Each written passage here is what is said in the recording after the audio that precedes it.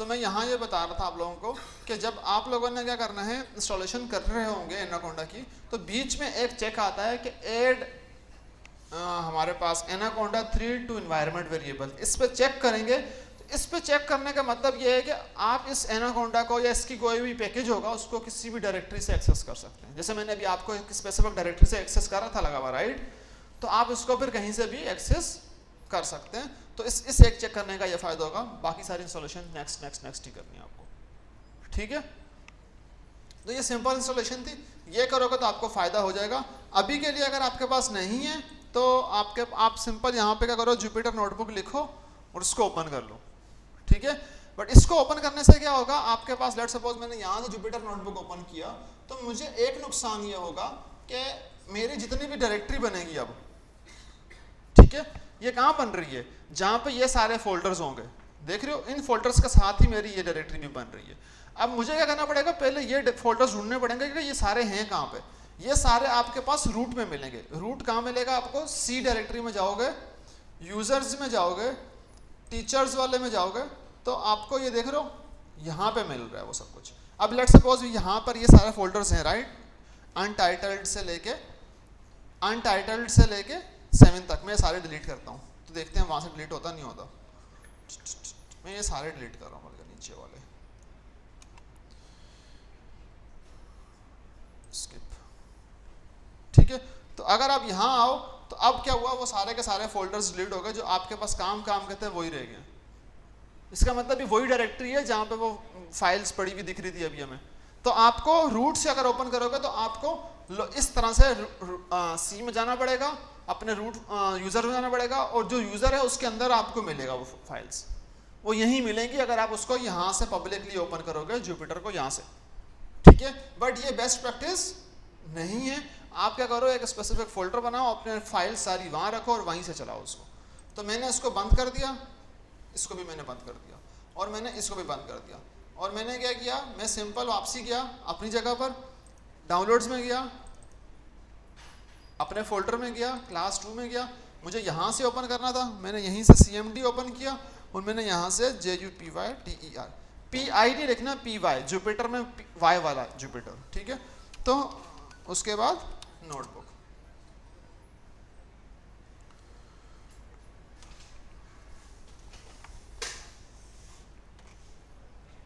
ठीक है?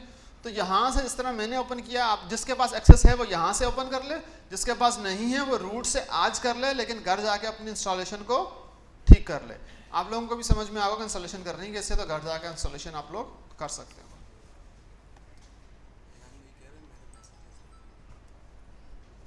अच्छा, उसको बोलो क्लास के बाद देखता हूँ, थोड़ी सी टाइम में देखता हूँ।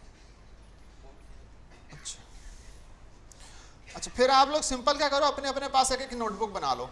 मैंने सिंपल यहाँ पर क्लिक किया, न्यू पाइथन 3, मैंने बोला पाइथन 3 की मुझे एक नोटबुक चाहिए जो बना दो।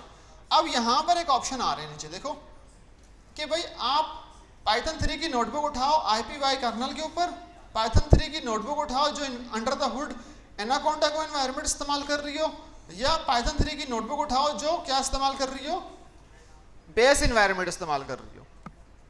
समझ में आ रहा है? तीन तरीके से आप चीज़ों को ओपन कर सकते हो। अभी के लिए मैं तीनों चीज़ें आपको समझा रहा हूँ ताकि आपको समझ में आ जाए, फिर हम लोग आगे 1 बाय 1 क्लास को नोटबुक बनाएंगे और उस पर काम करना शुरू करेंगे। अब होता क्या है, बेस्ट प्रैक्टिसेस क्या है सॉफ्टवेयर इंजीनियरिंग की, कि आप जब भी कोई नए प्रोजेक्ट पे काम करते हो तो आप सेपरेट सब कुछ रखते हो ताकि आपका एक प्रोजेक्ट की डिटेल्स दूसरे प्रोजेक्ट से क्या हो, मिक्सअप ना हो रही हो। तो अब यहाँ पर एक काम करते हैं,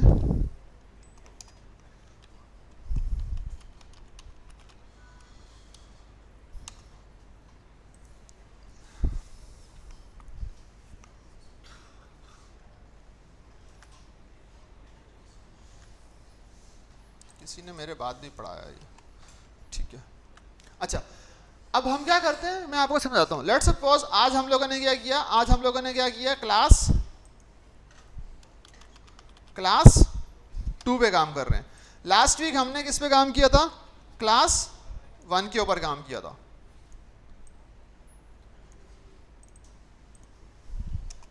ठीक है? अब जो हम लोग काम करेंगे अगर कल करेंगे वो क्या होगा, क्लास भी होगा ऑब्वियसली। हर एक दिन हमारे पास क्या होगा, हमारी जो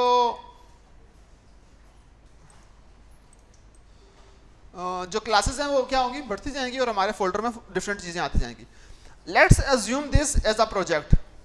ठीक है, अज्यूम करो कि ये क्लास 1 आपका क्या था, आपका क्या है, एक है, ये आपका प्रोजेक्ट 1 है। ठीक है, तो मैं इसको लिख रहा हूं कि आपका ये क्या है, प्रोजेक्ट 1। ठीक है, और मैं लिख रहा हूं कि आज आप क्लास 2 में जो काम कर रहे हो, लेट्स सपोज वो क्या कर रहे हो, प्रोजेक्ट 2 पे काम कर रहे हो। ठीक है, और कल जो आप काम करोगे वो क्या करोगे, आप प्रोजेक्ट 3 पे काम करोगे।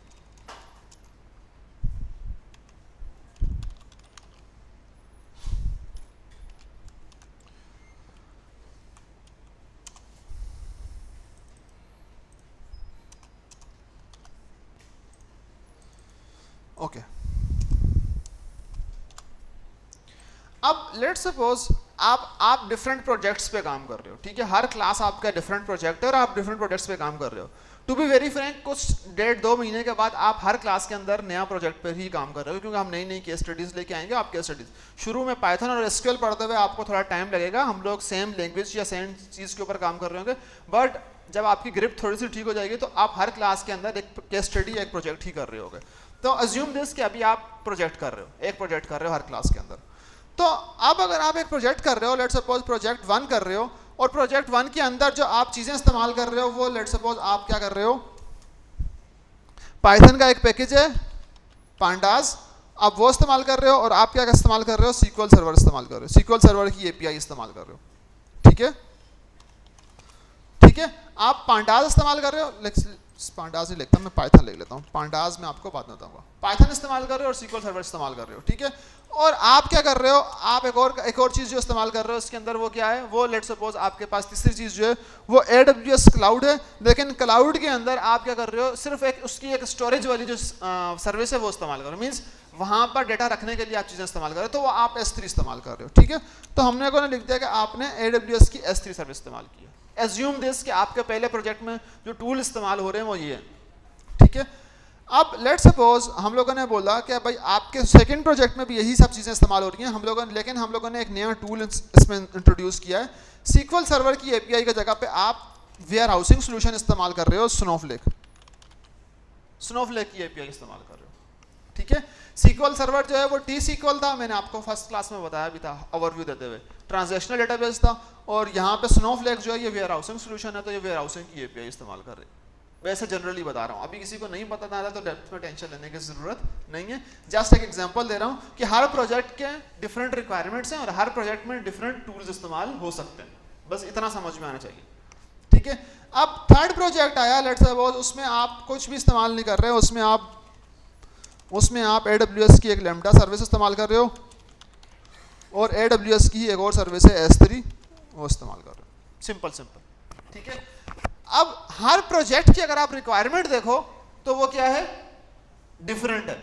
जब रिक्वायरमेंट डिफरेंट है हर प्रोजेक्ट की, तो आपको हर प्रोजेक्ट के लिए डिफरेंट एपीआईज और डिफरेंट टूल्स चाहिए।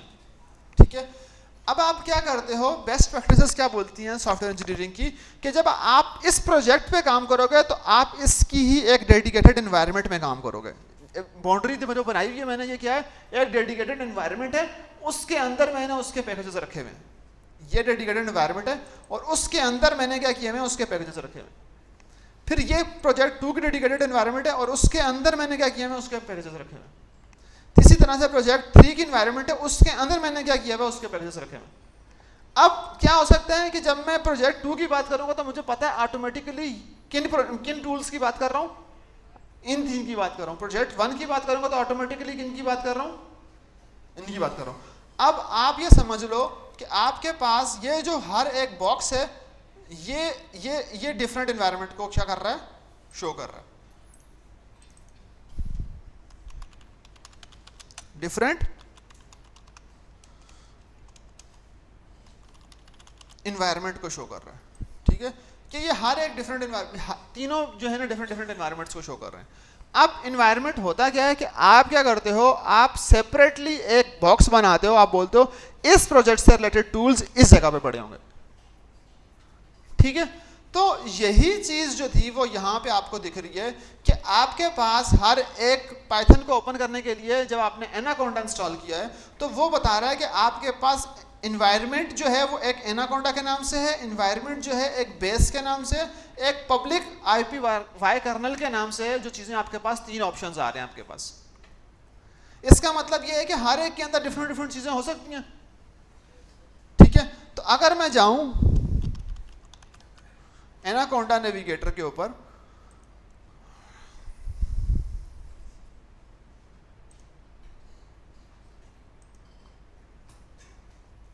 अभी एनाकोंडा ओपन हो जाए मेरे पास, ये टाइम लेता है, it takes bit of time. आप लोग ओपन नहीं करना, आप लोगों के सिस्टम हैंग भी हो सकते हैं, ठीक है, because it's too heavy to load, system पे फजूल का लोड डालने वाली बात है। मैं आप लोगों को वो दिखाना चाह रहा था तो मैं इसलिए लेके आ रहा हूँ यहाँ पे। तो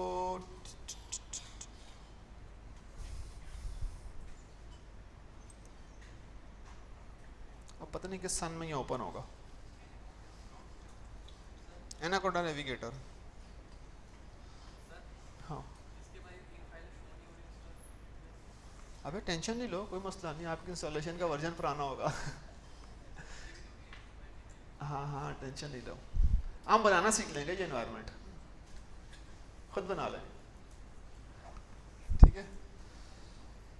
अभी तो स्टार्ट कर रहे हैं, आज तो हल्का हल्का स्टार्ट हो रहा है, ठीक है यार। ये ओपन हो जाए अब,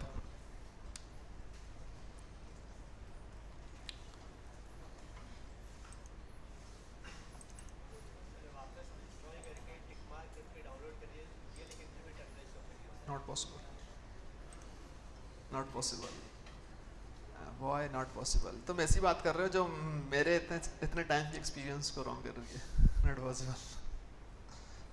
अच्छा यार, ये एनाकोंडा नेविगेटर ओपन हो जाता तो मैं दिखा देता।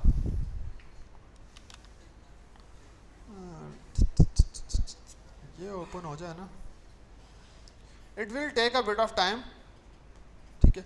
अच्छा, इसके अंदर क्या होगा मैं बता देता हूँ आप लोगों को। नेविगेटर ओपन होगा ना जब आपके पास, ये थोड़ा सा हैवी होता है, टाइम लेता है। इसके लेफ्ट तरफ पर आपके पास ऑप्शन आ रहा होगा ENVs का, उस पर जैसे ही क्लिक करोगे तो आपको ये सारी की सारी इन्वायरमेंट्स वहाँ दिखेंगी, और हर इन्वायरमेंट के अंदर कौन कौन से पैकेजेस पड़े हैं वो भी आपको दिखेंगे।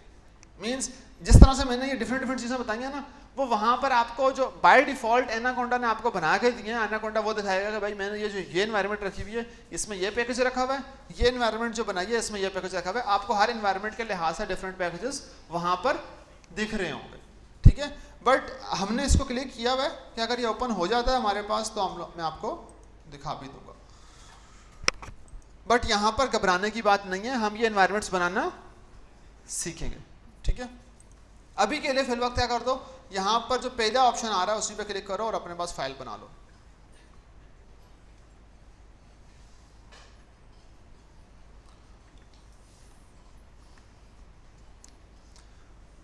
हो गया। और यहाँ पर अपनी जो पहली क्लास, इसका जो क्लास का नाम देते हो कि क्लास हम लोग कौन सी पढ़ रहे हैं, क्लास 2 कर रहे हैं और हम लोग पाइथन स्टार्ट करने वाले हैं, तो हम लोग यहाँ पर स्टार्ट करेंगे।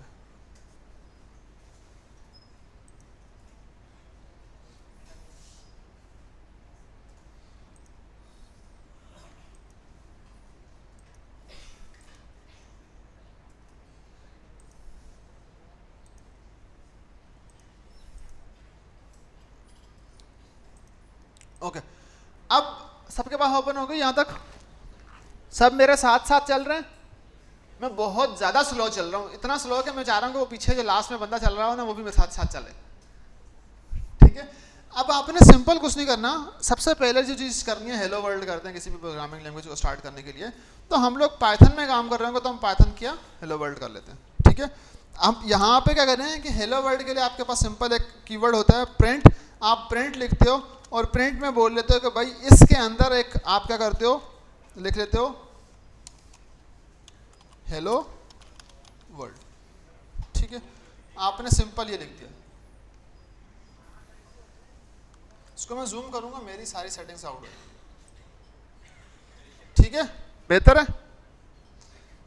अच्छा, मैंने सिंपल लिखा प्रिंट हेलो वर्ल्ड, तो उसने क्या किया, ये हम लोगों ने सिंपल ये लिख दिया। अब इसके बाद इसको चलाने के तरीके मैं बता रहा हूँ आपको। तो आपने शिफ्ट दबा कर रखो और एंटर दबाओगे तो ये सेल रन हो जाएगा। क्या कर रहे हो, शिफ्ट एंटर, शिफ्ट दबा के रखोगे और एंटर करोगे तो ये सेल रन हो जाएगा। एक तरीका ये है। दूसरा तरीका ये है कि आप यहां पर आकर रन का बटन दबा दो तो वो तब भी रन हो जाएगा। लेकिन बार बार माउस से करना बेहतर है कि आप जब लिख रहे हो कोड तो आप शिफ्ट एंटर फिंगर से ही प्रेस कर दो, ठीक है। तो आपका हेलो वर्ल्ड हो जाएगा। तो वेलकम आपने पाइथन के अंदर सिंपल एक लाइन लिख दी जिससे हेलो वर्ल्ड तो हो गया आपका, ठीक है। अब सबसे पहले हेलो वर्ल्ड के बाद जैसे मैंने यहाँ पे आपको कुछ कीवर्ड्स बताए हैं, शॉर्टकट बताए हैं, मैं इसीलिए इसी जुपिटर नोटबुक के आपको बहुत से शॉर्टकट्स और भी बता देता हूँ ताकि आपको हेल्प हो जाए। तो हम लोग स्टार्ट हमने कर लिया, हेलो वर्ल्ड कर लिया। अब इसके बाद एक मैं करता हूँ, मैं आपको थोड़े से शॉर्टकट्स बता देता हूँ यहाँ के। अच्छा, जुपिटर नोटबुक पे काम करते हुए ना आप बीच में हेडिंग्स भी लिख सकते हो, टेक्स्ट भी लिख सकते हो, कोड भी लिख सकते हो। इट्स लाइक योर नोटबुक, आप उसमें सारे नोट्स अपने लिख सकते हो विद कोड एज वेल। अब नोट्स कैसे लिखने हैं, नोट्स लिखने के लिए कुछ ट्रिक्स लगानी पड़ती हैं आपको कि किस तरीके से काम करना हो। अभी अगर आप देखो तो ये जो सेल है, ये एक सेल है, ठीक है। ये सेल अभी किस टाइप का है, ये अभी टाइप कोड का है, ठीक है। टाइप कौन सा है, कोड का है। और अगर आप इसके अंदर देखो तो आपके पास तीन तरह की टाइप्स आती हैं, कोड, मार्कडाउन और raw. Markdown is nothing but plain English, मतलब markdown is nothing but markdown language जिसके अंदर थोड़ा सेंटेक्स होते हैं कि आपको स्टेरिक लगाने पड़ते हैं, कोट्स डैश लगाने पड़ते हैं to write down the code. और raw is nothing but pure raw, आप कुछ भी लिखो ये आपके पास रॉ है, दिस इज रॉ सेल, ठीक है। तो ये रॉ सेल है, इसके अंदर कुछ भी लिखोगा ये बस एक किस्म का सेल है, इसमें कुछ लिख दो, ठीक है। इसमें and you can add simple plain text here, ठीक है। आप ये रॉ सेल है, इसमें प्लेन टेक्स्ट डाल सकते हो। अब मैं क्या कर रहा हूं, मैं इसको इस वाले को ऊपर वाले नीचे एक और सेल है इसको मैं कन्वर्ट कर रहा हूं मार्कडाउन के अंदर। This is a markdown cell, so we have to follow the markdown syntax, ठीक है। अब देखो ऊपर वाले सेल में और नीचे वाले सेल में क्या डिफरेंस आया। ऊपर वाला सेल एग्जीक्यूट नहीं होता, इट्स लाइक प्योर रॉ। नीचे वाला सेल एक लैंग्वेज है, वो एग्जीक्यूट होता है लेकिन वो आपको in the form of raw आपको सारे रिजल्ट और in the form of pure text आपको बना के देता चीज़ें, ठीक है। अब हम क्या करते हैं, इन चीज़ों के हम लोग सिंपल क्या करते हैं, शॉर्टकट्स देखते हैं कि भाई ये होगा क्या, कैसे कैसे होंगे। और कोड के लिए मैंने आपको ऊपर सबसे पहले बता दिया है, इसको आप लिख दो यहाँ पर कमेंट लगा के, this is a code cell for code cell, ठीक है। ये कोड का सेल है पूरा, ये रॉ का है, ये मार्कडाउन का है। अब मैं आपको शॉर्टकट्स बता रहा हूँ इन सब के लिए, शॉर्टकट्स फॉर जुपिटर नोटबुक, ठीक है। अब अगर आप देखो तो मैंने क्या किया है, मैंने जुपिटर नोटबुक के शॉर्टकट्स की बात कर रहा हूँ, बट इन शॉर्टकट्स के अंदर मैंने भी कोई चीज़ बताई नहीं है। अब लेट्स सपोज मैं ये टेक्स्ट लिख रहा था तो मुझे इस टेक्स्ट के अंदर कुछ हेडिंग्स भी बना सकता हूँ मैं ऊपर नीचे करके। अगर मुझे हेडिंग्स बनानी है तो सबसे पहले मुझे सेल को किस में कन्वर्ट करना पड़ेगा, मार्कडाउन में। फिर इसमें हेडिंग्स बना के टेक्स्ट बना के मैं प्रॉपरली लिख सकता हूँ, राइट। तो मैं सबसे पहले एस्केप एम दबाऊंगा तो ये किस में चला जाएगा, मार्कडाउन में। क्या दबाया मैंने, एस्केप एम दबाऊंगा। और अब मैंने इसको हेडिंग में कन्वर्ट करना है तो मैं इसके शुरू में जितनी डैशेस डालूंगा उतनी बड़ी हेडिंग बन जाएगी, ठीक है। अब अगर देखो तो ये बहुत बड़ी हेडिंग बन रही है, मैं इसको लेवल 2, 3, 4 लेवल 4 की हेडिंग में कन्वर्ट कर रहा हूँ ताकि थोड़ी सी विजिबिलिटी में अच्छी आ जाए।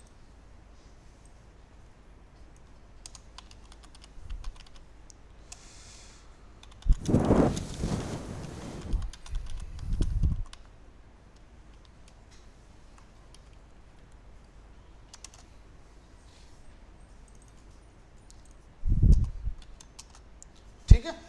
अब मैं मैंने यहाँ पर आपको जो चीज़ बताई है, सबसे पहली मैंने क्या बताई कि पहला पॉइंट क्या है, आपको ESC स्केप का बटन दबा के रखोगे और +M दबाओगे तो किस में चले जाओगे, मार्कडाउन में। और स्केप का बटन दबा के अगर आप प्लस करके R दबाओगे तो ये किस में चल जाएगा, रॉ में। ठीक है, हम ट्राई भी कर लेते हैं। स्केप R ऊपर देख रहे हो, रॉ में कन्वर्ट हो रहा है, ये यहाँ पर देखो। ठीक है, स्केप R से रॉ में गया, स्केप M से मार्कडाउन में आ रहा है, दिख रहा है। ठीक है, अब तीसरी चीज मैं बता रहा हूँ, स्केप प्लस, अगर आप इसको क्या कर रहे हो, अब यहां पर देखना मैं इसको कोड में कन्वर्ट कर रहा हूं, सी से नहीं होगा, स्केप और plus Y, escape plus Y से होगा। ठीक है, सी से वो कंट्रोल वी वाला फंक्शन चला जाता है। ठीक है, वो ऑलरेडी रिजर्व्ड है, तो आप स्केप प्लस वाई से जाते हो। ठीक है, to convert cell into markdown. ठीक है, to convert cell into raw. ठीक है, to convert cell into code. यहां तक किसी को कोई मसला, इट्स वेरी इजी, मैंने कोई टेक्निकल चीज़ नहीं पढ़ाई अभी तक, मैं आपको इस जो टूल है इससे यूज टू कर रहा हूँ ताकि आप लोग थोड़ा फेमिलियर होना शुरू हो जाओ। ठीक है, अच्छा, अब अगर आप एक और चीज़ देखो तो मैंने आपको कोड बताए और उसके बाद मैंने हेडिंग्स बताई थी आपको। ठीक है, मैंने क्या बताई है, उसके बाद हेडिंग्स बताई हैं। तो अगर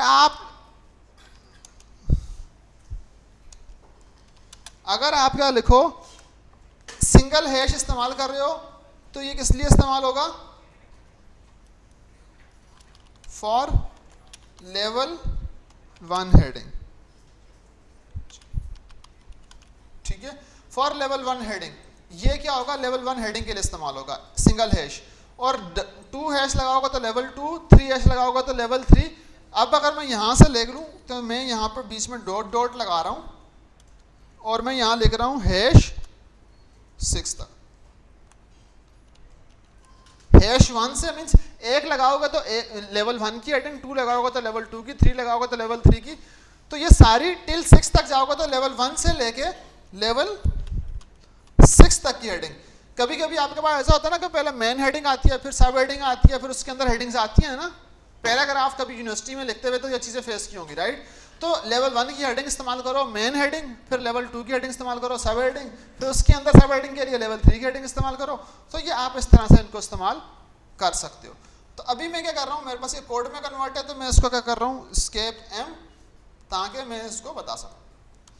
अब मैंने ये तो बता दिया, मैं ऊपर इसका क्या कर रहा हूँ, आपको एक एग्जांपल भी करके दिखा रहा हूँ। अब एग्जांपल क्या है, मैं लेवल 1 की हेडिंग यहाँ बना के दिखाता हूँ।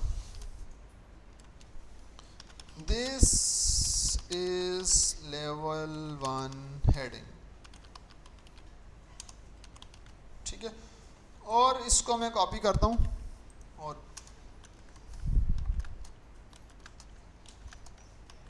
ठीक है, और मैं इसको बोलूँगा कि ये लेवल 2 की है, ये लेवल 3 की है, ये लेवल 4 की है, ये लेवल 5 है और ये लेवल क्या है, 6 है।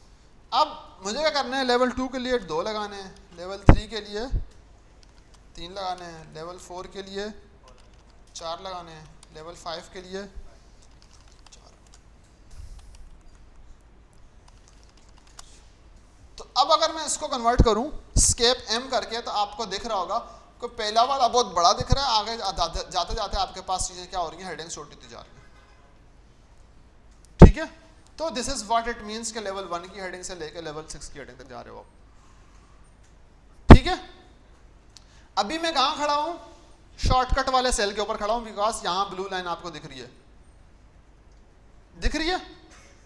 अच्छा, इसके अगर मुझे क्या करना हो, मुझे इससे ऊपर एक सेल क्रिएट करना हो, इस सेल से ऊपर एक और सेल क्रिएट करना हो तो एस्केप A दबा दूंगा मैं। ठीक है, एस्केप A दबाऊंगा तो ऊपर सेल क्रिएट होगा। अभी मैं क्या कर रहा हूं, इसी के ऊपर वापसी खड़ा हो रहा हूं और एस्केप बी दबाऊंगा तो नीचे सेल क्रिएट हो जाएगा। ठीक है, तो आपके पास एक और कमांड जो आई वो क्या थी, वो क्या है, एस्केप प्लस ए आप इस्तेमाल करते हो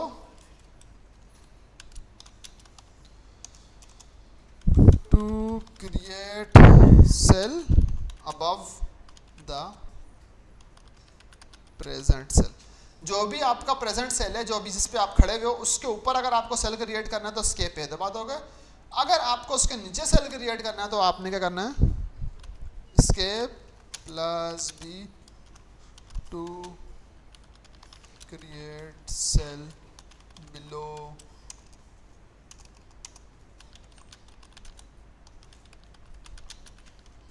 द प्रेजेंट सेल। ठीक है, फिर अगर लेट सपोज मैंने ये गलती से क्रिएट कर दिया, मुझे ये डिलीट करना है, एस्केप दबा के 2 दफा डी दबाओगे तो क्या हो जाएंगे, डिलीट। तो मैं दूसरा वाला भी डिलीट कर रहा हूं। तो अब आपने एक और चीज जो सीखी वो क्या थी, एस्केप प्लस डबल डी दबाओगे जी to delete the cell on which you are present. जिस सेल के ऊपर हो गए वो डिलीट होगा। अब जैसे नीचे वाला है, मैं इस पे एस्केप डबल डी दबाऊंगा तो ये डिलीट हो जाएगा। ठीक है, अब मुझे नीचे क्रिएट करना है, मैंने एस्केप भी दबा के दोबारा बना दिया। ये कुछ कमांड्स थी इंपॉर्टेंट जो आप लोगों को पता होनी चाहिए।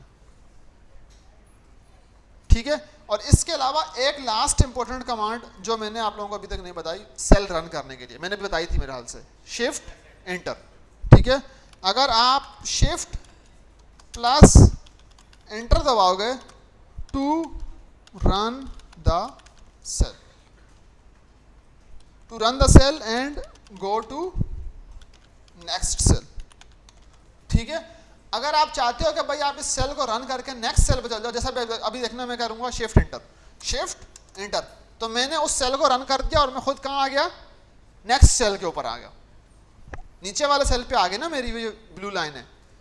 इसको देखो, अभी मैं कहां पर हूं, ऊपर वाले सेल पर हूं, तो मैंने इसको शिफ्ट एंटर दबाया तो नीचे वाले सेल पर आ गया। अब एक और तरीका है, अगर मैं इसको कंट्रोल एंटर दबाता हूं तो ये एग्जीक्यूट करेगा बट नीचे वाले सेल पर नहीं जाएगा, नहीं गया ना। ये देखो मैंने इसको क्या किया, कंट्रोल एंटर चल गया है लेकिन नीचे वाले सेल पर नहीं गया। तो अगर आपको उसी सेल पर रहना है और आप चाह रहे हो कि ये सेल रन भी हो जाए और मैं इसी सेल पर रहूं, तो आप क्या करोगे, कंट्रोल प्लस एंटर दबाओगे। समटाइम्स ऐसा होता है कि आपका कोड बहुत बड़ा होता है और आप बार बार नीचे ऊपर नहीं होना चाहते, तो आप उस टाइम पे कंट्रोल एंटर दबा दो, सिंपल सोल्यूशन। ठीक है, तो इसमें क्या है, to run the cell and B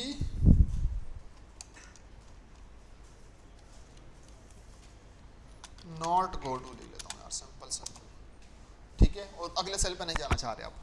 ठीक है, ये कमांड्स में किसी को कोई मसला है शॉर्टकट्स में, मेरे ख्याल से बहुत सिंपल थी, मैंने ये बता दिए और हम लोगों ने अभी ये काम किया। ठीक है जी, नहीं एस्केप अभी मैंने ट्राई नहीं किया कभी स्पेस से, माइट बी पॉसिबल ऑप्शन हो, मैंने कभी ट्राई नहीं किया। Let's try this out. Escape से तो आगे जा रहा है। अब मैं कर रहा हूं, अगर आप उस सेल के अंदर लिखने की पोजीशन में खड़े हो तो फिर स्केप काम नहीं करता, स्पेस काम नहीं करता। अगर आप जस्ट उसके ऊपर आए हुए हो और आप उसमें एंटर करके लिख नहीं रहे कुछ, तो आपका स्पेस चलता है। देखो अभी मैंने क्या किया है, इसके अंदर लिख रहा हूं, मैं स्पेस दबाऊंगा तो वो स्पेस लेना शुरू कर देगा। ठीक है, अगर मैं सिर्फ और सिर्फ इस सेल के ऊपर आया हूं, मैं अभी लिख नहीं रहा इसके अंदर कुछ भी, तो स्केप बी भी काम करेगा। आई समझ में?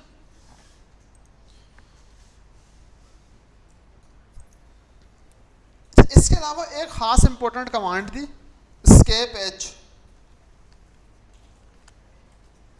escape f h p, को ये कमांड थी, मैं भूल गया।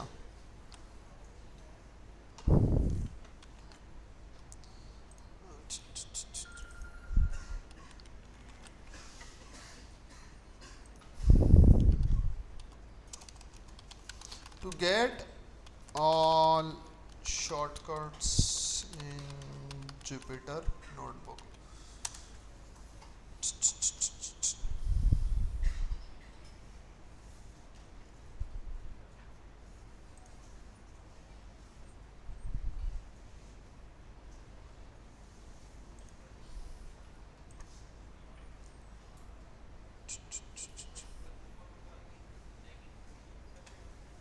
शिफ्ट कंट्रोल शिफ्ट एच, ये सारे आ जाएंगे आपके पास। ठीक है, तो आपके पास अगर आपको ये सारी याद नहीं रहती तो आप सिंपल एक चीज याद रख लो, क्या है, control plus shift plus H.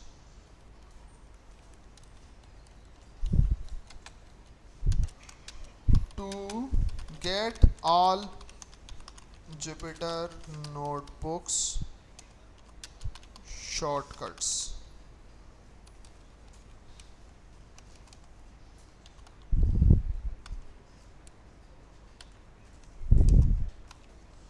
ठीक है, तो ये आपको मैंने लास्ट इंपॉर्टेंट बता दी, तो आपको यहाँ से भी मिल सकती है। इसके अलावा हेल्प में जाके आपको शॉर्टकट यहाँ से भी उठा लोगे तो आपको मिल जाएगी। ठीक है, किसी को इसमें कोई मसला अभी तक?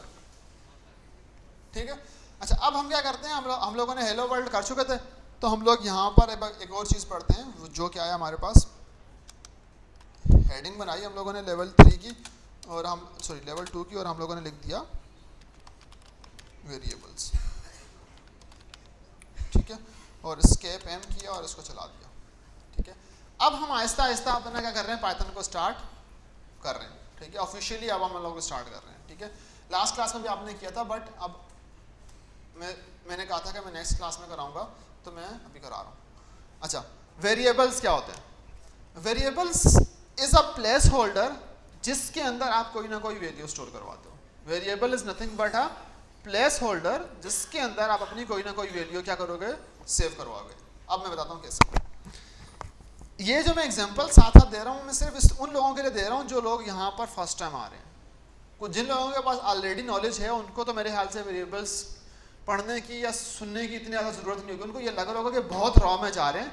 But just to make sure कि हर बंदा मेरे साथ साथ चल रहा हो, इसलिए मैं थोड़ा सा आराम से भी चल रहा हूँ और थोड़ा सा डेप्थ में चल रहा हूँ। ठीक है, अच्छा अब लेट्स सपोज मेरे पास एक वैल्यू है, उसको मैंने क्या बोल दिया कि मेरे पास एक वैल्यू है जो मैंने बोला कि मेरा नाम ही है। ठीक है, मैंने बोल दिया कि मेरा नाम है कासिम हसन, तो मैंने बोल दिया कि मेरा नाम है, और एक मैंने बोल दिया कि भाई सिंपल मेरा क्या है, मेरा जो एज है लेट्स सपोज 18, मैंने बोल दिया कि 18 एज है, और एक मैंने लिख दिया कि मेरा वेट जो है वो मैंने बोल दिया कि लेट्स सपोज 20.5, मैंने बोल दिया कि 20.5 है। और अगर कोई बंदा मुझे आज अगर बोले कि आप सलानी में प्रेजेंट हो, तो मैं क्या बोलूँगा, यस, हाँ या ना बोलूँगा।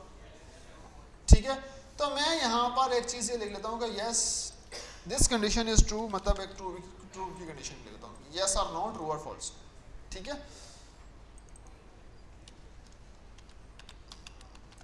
ठीक है, यही चीजें होती हैं। अब अगर आप देखो जी, पहली चीज मैंने बोला कि लेट्स सपोज मेरा नाम, दूसरी चीज मैंने बोला कि लेट्स सपोज मेरी एज, तीसरी चीज मैंने बोला कि लेट्स सपोज कि मेरा वेट, और चौथी चीज मैंने बोला कि कोई बंदा अगर मुझसे पूछे कि भाई आप सलानी में प्रेजेंट हो या नहीं हो, तो व्हाट विल आई से कि मैं उसको ट्रू और फॉल्स में बोलूँगा कि yes true is this condition, मतलब आप सही बोल रहे हो कासिम आज प्रेजेंट है, या आप बोल रहे हो कासिम है प्रेजेंट, किसी से पूछोगे तो अगला बंदा क्या बोलेगा, हाँ जी आज सर हैं, या कासिम भाई हैं आज, ऐसा ही बोलोगे, या आप बोलोगे नहीं गलत बोल रहे हो। ठीक है, ट्रू और फॉल्स, समथिंग लाइक दैट। ठीक है, अब अगर आप नोट करो तो ये जितने टाइप की एग्जांपल्स मैंने उठाई हैं यहाँ पर, ये सारे टाइप की example different type of data बताती हैं। ठीक है, अगर आप इसको by hook and by crook देखो without any knowledge of Python और लैंग्वेज, तो ये क्या है, ये सिंपल क्या है, टेक्स्ट की फॉर्म में। ठीक है, अगर आप इसको मैथमेटिक्स में देखो तो ये क्या है, नंबर है। ठीक है, और ये इसको क्या बोलोगे, ये डेसिमल पॉइंट है, बिकॉज ये डेसिमल पॉइंट वाला नंबर हमारे पास आ गया। ठीक है, और इसको अगर आप पढ़ोगे तो आपने बाइनरी पढ़ा होगा, 1 and 0, बाइनरी पढ़ा होगा राइट, 1 and 0। तो ये 1 का मतलब ट्रू, 0 का मतलब, तो ये बाइनरी नंबर्स आ गए यहाँ पे, ठीक है। तो इसका मतलब ये है कि ये सारी टाइप आपने आज से पहले भी अपनी दुनिया में यूज किए हैं, बट आपको आज स्पेसिफिकली प्रोग्रामिंग की टर्म्स में हम इसको पढ़ा रहे हैं, ठीक है। तो आप ये सब चीजें पहले से देख के आ रहे हो, आपको पता है ये सारी क्या है। अब अगर मैं बोलूँ कि प्रोग्रामिंग की दुनिया में जब हम लोग इस तरह से कुछ लिखते हैं तो हम लोग इसको लिखते हैं, सॉरी, इसको जो पहले वाला को आपने जो प्लेन टेक्स्ट बोला है, हम इसको बोलते हैं कि ये हमारे पास क्या है, ये स्ट्रिंग है हमारे पास।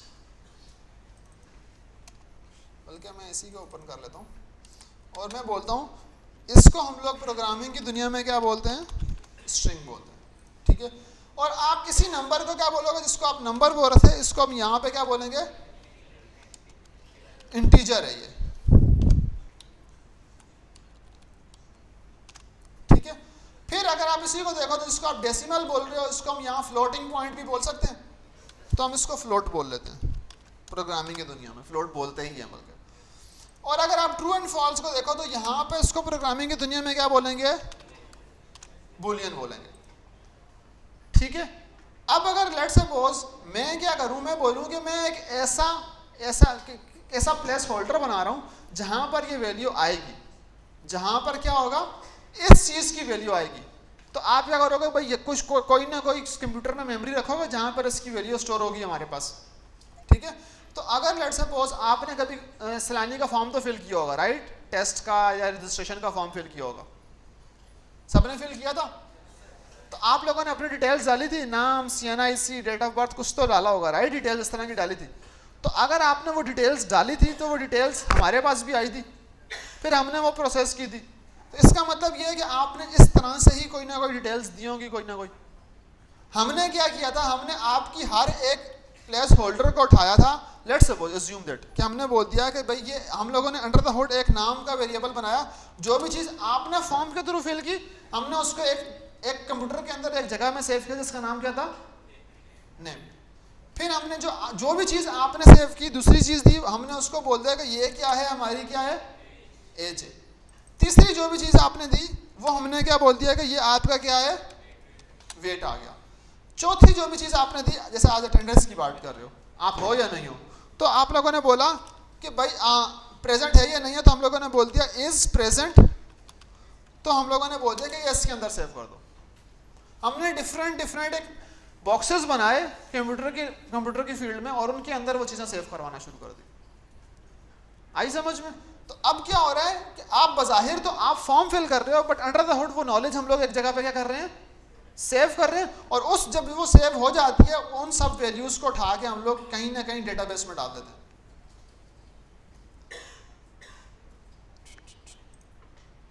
इन सबको हम लोगों ने उठाया और हमने बोल दिया कि हम लोगों ने इसको कहीं ना कहीं DB मीन्स डेटाबेस में डाल दिया हमने। तो ये सारी की सारी 1 by 1 आपकी सारी स्टोर हो गई। फिर हमने कलेक्टिव सबको ईमेल की कि आपका टेस्ट है और आप सब लोग आ जाइए, ठीक है। तो अब आपने क्या किया, यहाँ पर एक चीज़ समझ में आई कि आप प्रोग्रामिंग के टाइम पर जब भी आप करते हो तो पीछे जो सॉफ्टवेयर लगा हुआ है वो क्या करता है, वो आपकी वैल्यूज़ किसी ना किसी प्लेस होल्डर में सेव करवाता है। आई समझ में? These placeholders are called variables। ये क्या है, ये आपके वेरिएबल्स हैं जिनके अंदर आपकी वैल्यूज क्या होंगी, आके स्टोर होंगी, ठीक है। तो अब हमने क्या किया, मैंने क्या बोला कि हमारा टॉपिक क्या था, वेरिएबल्स, कि होती क्या क्या चीजें। इसका मतलब ये है कि variables are nothing but a placeholder जिसके अंदर आपकी डिफरेंट वैल्यूज क्या होती हैं, आके स्टोर होती हैं। तो हम यहाँ पे बना सकते हैं प्लेस होल्डर्स वगैरह। तो सेम जो हम लोगों ने एग्जांपल यहाँ ली है, नेम, एज, वेट, प्रेजेंट, ये सारी के सारी हम लोग यहाँ पर अभी बना लेते हैं। मैंने लिखा नेम इक्वल्स टू और मैंने लिख दिया कासिम हसन। अच्छा, अब हम लोग क्या करेंगे, लेकिन इस टाइम पर जब हम काम कर रहे होंगे तो हम लोग जब टेक्स्ट लिखते हैं प्रोग्रामिंग की दुनिया में, तो याद रखना वो अगर टेक्स्ट है तो उसको कोटेशंस में लिखते हैं, ठीक है, खाली नहीं लिखते। अगर आपने ऊपर भी हेलो वर्ल्ड भी देखा हो तो ये क्या था, एक टेक्स्ट था। टेक्स्ट को हमने किसमें लिखा है, कॉमास में लिखा है, ठीक है। ठीक है, तो आप टेक्स्ट को हमेशा किस में लिखते हो, कॉमास में लिखते हो। सिंगल कॉमा हो या डबल कॉमा हो उससे कोई फर्क नहीं पड़ता, ठीक है। तो मैंने क्या कर दिया, टेक्स्ट लिख दिया, नेम लिख दिया। अब लेट्स सपोज मैं इस नेम को दो तरह से तोड़ देता हूं। मैं लिखता हूं ये एक फर्स्ट नेम, बल्कि फिर वक्त के लिए नेम ही रखता हूं, ठीक है, नेम लिख दिया।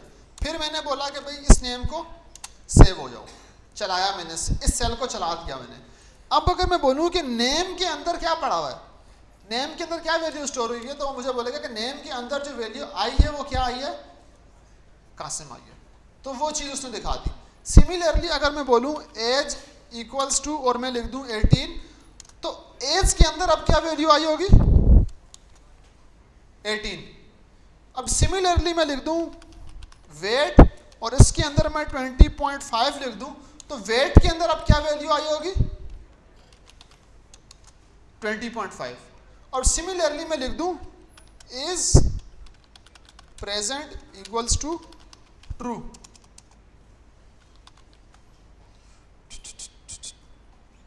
ट्रू का ग्रीन क्यों नहीं हुआ भाई,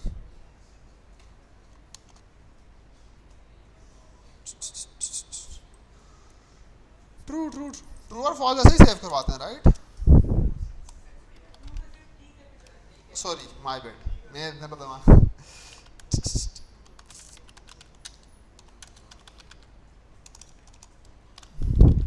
ठीक है, ट्रू का सिर्फ टी कैपिटल होगा, केस सेंसिटिव है, मैं सारा कैपिटल लिख रहा था, सॉरी माय बैड। तो अब अगर आप देखो तो वो क्या हो रहा है, इस प्रेजेंट के अंदर ट्रू आ रहा है, और अगर मैं बोलूँ कि इस प्रेजेंट में क्या है, तो वो बोलेगा ट्रू की वैल्यू सेव हुई है, ठीक है। आप इसके अंदर फॉल्स भी सेव करवा सकते हो। अब अगर आप बोलो तो ये क्या है, इसके आगे मैं लेट्स सपोज कुछ ऐसा, ये जो चीज़ है वो क्या है आपके पास, सिंपल क्या है, स्ट्रिंग, स्ट्रिंग टाइप का क्या है, वेरिएबल है, ठीक है, वेरिएबल ऑफ टाइप स्ट्रिंग। तो अगर मैं बोलूं कि भाई इसी चीज़ को मैं अपने पास याद रखने के लिए लिख रहा हूँ कि ये किस टाइप का है, तो मुझे क्या करना पड़ेगा, यहाँ पे कुछ नोट्स लिखने पड़ेंगे आगे। तो मैं चाहता हूँ मैं कुछ ऐसे नोट्स लिखूँ जो मेरा कंप्यूटर रन ना करे, तो मैं सिंपल कमिट लिखूंगा। कमिट लिखने के लिए आप क्या करते हो, कोड के अंदर ही हैश लगाते हो और उसके आगे लिखते हो दिस इज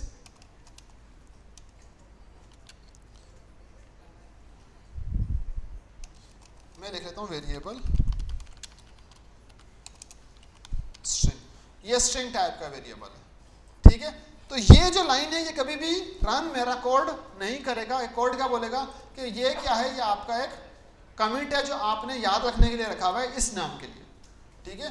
कोई चीज़ याद रखने के लिए आपने लगानी हो तो आप कमिट लिखते हो, और कमिट हमेशा किससे स्टार्ट होता है, हैश से, ठीक है। तो मैंने ये यहाँ लिख दिया, और सब जगह पे मैंने अपनी याद दहानी के लिए मैंने लिख दिया है कि एज वेरिएबल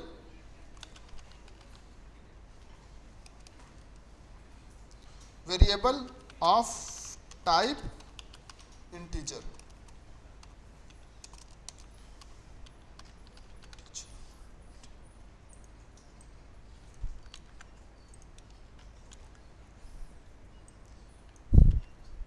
ठीक है। और ये किस टाइप का वेरिएबल है, वेरिएबल ऑफ टाइप फ्लोट, और ये वेरिएबल ऑफ टाइप बूलियन है, ऑफ टाइप बूलियन। अच्छा, यहां तक किसी को कोई मसला, किसी को वेरिएबल समझ में ना आए हो, आगे हैं सबको, आगे चल सकते हैं हम लोग। मैंने वेरिएबल्स भी बता दिए, नोट्स लिखना भी बता दिया, और उनको मैंने एक्सप्लेन भी कर दिया कि ये होता क्यों है और हम लॉजिकली वेरिएबल्स बनाते भी क्यों हैं, उसकी एग्जांपल भी मैंने दे दिया आपको। आर वी गुड, पूरी क्लास को समझ में आ रहा है वहां तक? वाइट वाले आप उधर नहीं देखा, आपसे ही पूछ रहा हूं, बंदे को पता ही नहीं मुझसे पूछ रहा, ठीक है। तो ये चीजें इस तरह से होगी, ठीक है। अब हमने वेरिएबल्स पढ़ लिए। अच्छा, वेरिएबल्स पढ़ लिए, इसके अलावा मैं ना एक आपको ऑटोमेटेड वे बताता हूं to test type of any variable, ठीक है। अगर आपको ये चेक करना हो कि वो वेरिएबल किस टाइप का है और वो कहां पर पड़ा हुआ है सिस्टम में, ठीक है। तो यहां पर एडिशनल नोट्स में लिख रहा हूं, तो मैंने लिख दिया कि भाई एडिशनल स्टफ, ठीक है। तो एडिशनल स्टफ का मतलब ये है कि मुझे अगर चेक करना है कि ये सारे के सारे वेरिएबल्स कहां पर हैं, ये क्या हैं, तो लेट्स सपोज हम नेम को ही चेक कर लेते हैं। मैं बोल रहा हूँ कि टाइप बता दो मुझे, टाइप का एक फंक्शन है हमारे पास पाइथन में, हम बोलते हैं कि मुझे बताओ कि इसकी वेरिएबल नेम की टाइप क्या है। उसने क्या बताया? स्ट्रिंग। सिमिलरली अगर मैं इसको क्या करूं, अच्छा अब इसके नीचे मैं एक और काम भी करता हूं, ठीक है, इसके नीचे मैं एक और काम भी करता हूं, टाइप पे लिखता हूं और मैं यहां पर एज लिखता हूं। क्या प्रिंट होगा? जस्ट इंटीजर प्रिंट होगा, स्ट्रिंग प्रिंट नहीं होगा, प्रिंट नहीं होगा वो। क्यों? क्योंकि बाय डिफॉल्ट जुपिटर नोटबुक हमेशा सिर्फ लास्ट लाइन को आउटपुट में लिखता है, अदरवाइज वो बाकियों को नहीं लिखता, ठीक है। अभी तक ऊपर जितना भी कोड हम लोगों ने किया है, हम लोगों ने सिंगल लाइन का कोड किया था, वो नीचे आउटपुट में दिख रहा था। अगर हम चाहते हैं कि हमारे सेल में जितनी भी चीजें वो जहां जहां पे हम चाहते हैं कि वो नीचे हमें दिखे रन होने के बाद, तो आपको क्या करना पड़ेगा? प्रिंट लगाना पड़ेगा, ठीक है। अब लास्ट लाइन को जुपिटर खुद ही कर देता है प्रिंट, ऊपर वाली लाइन को मैंने बोला प्रिंट करो, तो अब वो क्या करेगा? दोनों प्रिंट करेगा। जब वो प्रिंट के फंक्शन के थ्रू प्रिंट करेगा तो प्रॉपर बताएगा कि ये जो वेरिएबल नेम है ये क्लास स्ट्रिंग टाइप का है, ठीक है। तो बेहतर है मैं नीचे वाला में प्रिंट लगा लूं ताकि आपको एक सिंक्रोनाइज वे में चीजें दिखें कि भाई नीचे वाला वेरिएबल किसका है? क्लास इंटीजर टाइप का। तो अब मैं नीचे बाकी दो वेरिएबल्स भी लिख सकता हूं समझाने के लिए आपको। तो मैंने यहां बता दिया कि भाई वेट का भी बता दो, और मैंने बोल दिया यहां पर कि वेट के अलावा आप बता दो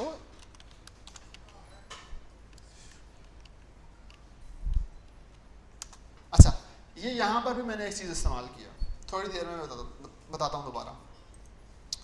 चारों लिख दिए, चारों आ गए, सब समझ में आ रहा है आपको? जो जो चीजें बताई थी उसी टाइप में पाइथन भी बता रहा है आपको कि ये उसी टाइप में पड़ी हुई चीजें आपके पास।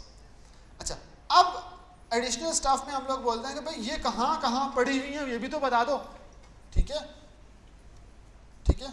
अब हमने बोल दिया कि भाई मुझे ये भी बताओ कि ये कहाँ कहाँ पर क्या हुई हुई है, पड़ी हुई है।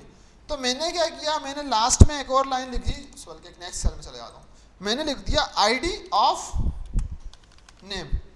तो आईडी मुझे क्या बताएगा कि ये आपके सिस्टम में इस एड्रेस पर पड़ा हुआ है। आपके सिस्टम्स में क्या होते हैं, डिफरेंट एड्रेसेस बनते हैं जहां पर वो वैल्यू सेव होती है। तो ये बता रहा है कि आपका नेम का वेरिएबल इस एड्रेस में आपके सिस्टम में अभी पड़ा हुआ है, बट ये टेम्पररी केसेस में पड़ा होगा, बिकॉज जैसे ही मैं अपनी नोटबुक बंद करूंगा वो कैशे क्लियर होगा और वो वाला जो एड्रेस है वो क्या हो जाएगा, फ्री हो जाएगा। नेक्स्ट टाइम जब मैं नोटबुक ओपन करूंगा और मैं वेरिएबल दोबारा बनाऊंगा तो फिर कोई और एड्रेस ऑक्यूपाई हो जाएगा। उस टाइम पर जो भी फ्री स्लॉट होगी वो उस एड्रेस पर मेरे उस नेम की वैल्यू को क्या कर देगा, स्टोर कर देगा। यहां तक समझ में आ रही है? तो इसी तरह से आप आईडी का जो फंक्शन है ये इस्तेमाल कर सकते हो टू गेट द एड्रेस, ठीक है। तो आपने एडिशनल स्टाफ में क्या क्या चीजें पढ़ी? आपने एडिशनल स्टाफ में नंबर 1 पढ़ा टाइप का फंक्शन, फिर आपने पढ़ा 2 और आपने बोल दिया आईडी का फंक्शन, ठीक है। ऊपर वाला क्या करेगा आपको, to give you the type of the variable, ठीक है। और नीचे वाला क्या करेगा आपके साथ, वो करेगा to give you the address of the variable.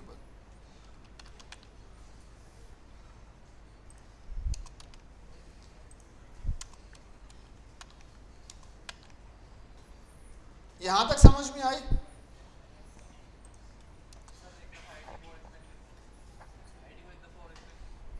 ID ये एक्सप्लेन किया मैंने भी, पढ़ो उसको। हाँ,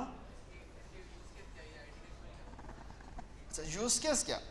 यूज केस ये होता है कि आगे जब आप जाओगे ना, आप डेटा स्ट्रक्चर्स पढ़ोगे, ठीक है, डेटा स्ट्रक्चर्स पढ़ोगे, data structures means list, tuples, कुछ और भी चीजें पढ़ोगे, वहां पे आपको उसको यूज के ज़्यादा अच्छे से समझ में आएगा। अब क्या होता है, लिस्ट जब आप बनाते हो तो लिस्ट क्या होती है, आपके पास कलेक्शन ऑफ वैल्यूज में जाती है, तो वहां पर आप एक लिस्ट के अंदर डिफरेंट वैल्यूज स्टोर करवाते हो। अगर आपने एक एक नेम को एक एक जगह पर डिफरेंट डिफरेंट वेरिएबल में सेव करवाना शुरू करोगे, हर एक नेम डिफरेंट डिफरेंट क्या होगा, एड्रेस पे जाकर सेव होगा। तो अगर डिफरेंट डिफरेंट एड्रेसेस पे आपकी डिफरेंट डिफरेंट वैल्यूज पड़ी हुई हैं जो रैंडमली आपका सिस्टम एलोकेट कर रहा है, तो जब आपको उनको वापसी गेट करना होगा तो क्या होगा, स्लो होगा, बिकॉज एक चीज इस कोने में पड़ी है, दूसरी उस कोने में पड़ी, तीसरी इस कोने में पड़ी, चौथी इस कोने में पड़ी है, ठीक है। तो फिर हम लोग ये प्रॉब्लम देखेंगे कि हमारी चीजें थोड़ा सा कोड स्लो होता है। अभी तो बहुत हम लोग सिंगल सिंगल चीज लिख रहे हैं तो आपको फास्ट दिख रहा है। जब लेट सपोज आपने मिलियंस ऑफ नेम, जिसने लेट सपोज 10,000 लोगों ने रजिस्टर्ड किया हुआ है, 10,000 को रैंडम जगह पे सेव करवा दो, वैल्यूज को आपको याद रहेगा कौन सी चीज कहाँ सेव करवाई हुई है, ठीक है। तो वो वहां पर स्लोनेस क्रिएट करती है आपके एड्रेसेस के बिहाव पर। तो आप क्या करते हो, सिंगल एड्रेस इस्तेमाल करते हो, इसीलिए डिफरेंट डेटा स्ट्रक्चर्स भी बने थे आपके आगे, ठीक है। तो आपको एफिशिएंट वे में स्टोरिंग करवाना, उस चीज़ के लिए आपको पता होगा चीज़ें कहाँ जा रही हैं, किधर जा रही हैं, तो आपको आइडिया होता है कि आपका सिस्टम कैसे परफॉर्म कर रहा है। जस्ट फ्रॉम कोडिंग परस्पेक्टिव और आप बीइंग अ टेक्निकल पर्सन जिसको पता होगा ये चीज़ कहाँ सेव हो रही है, तो आप ये काम करते हो। सुना नहीं है बच्चे, सुना नहीं है, ठीक है, ठीक है। तो ये उस परस्पेक्टिव से है ताकि बेस्ट प्रैक्टिस को आप फॉलो कर सको, ठीक है। बट आपका सिस्टम हमेशा कहीं ना कहीं प्रोसेसिंग करेगा, तो वो कहीं ना कहीं चीज़ों को सेव करवा कर चलेगा, ठीक है। अच्छा, अब हमने क्या कर दिया, हम लोगों ने यहां तक पढ़ लिया। अब हम एक और चीज पढ़ते हैं, ऑपरेटर्स, ठीक है।